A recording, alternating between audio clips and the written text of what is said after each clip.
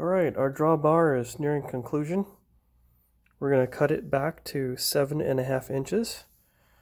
So you can see we have about an inch or so thread for the collet. And we've got about, I don't know, 2-3 inches worth of thread for the cap nut and the take-up nut. So that's going to thread on there. And this will give 1/4 to about 3/8 of travel to lock up the system here, and it'll be tight, and then when we back it off we can hit it with a hammer and knock it loose a lot faster. I may be able to even use the soft hammer since it's not going to bounce anymore. So I think that's going to be a good move. We'll have to cut that off and then tune up the end so it's not sharp. And one thing that gave me a lot of trouble is I've just about had it with this guy.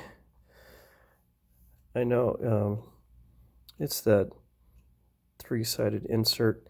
And the reason I've pretty much had it with this thing is because there's not enough relief here. This tool does not have enough relief. And when you're right up against the nose of your live center and you're trying to start a thread, he crashes into the nose of the live center, and you can't get your depth. You can't get your depth in there without crashing the machine. It's really miserable. I could grind it off and modify the hell out of this tool, but I think I'm just going to switch over to these things. They're carbide, and if you destroy them, actually this one survived. I'm not a proficient machinist, but I tend to destroy things. I think I chipped it when I was setting up the machine. It's possible. It looks like it's intact. I can't tell with the debris on there. There's too much fine debris. But just my recommendation to everybody: stop using these things. These are terrible.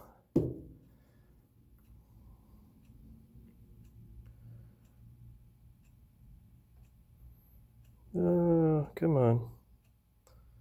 Can't do it, can you? I think it's still intact. Looks like it's still there. Yeah. Okay. Anyway, switch over to these or high speed. Forget this thing. It's a nice idea, but if you're doing a big thread and you're trying to come in close, forget it. Junk. Move on. So let's get to this, and we'll clean it up. So Joel, if you're watching, 7.5. It's about an inch of thread here, about 3 inches of thread here, and that's the replacement drawbar, 3/8.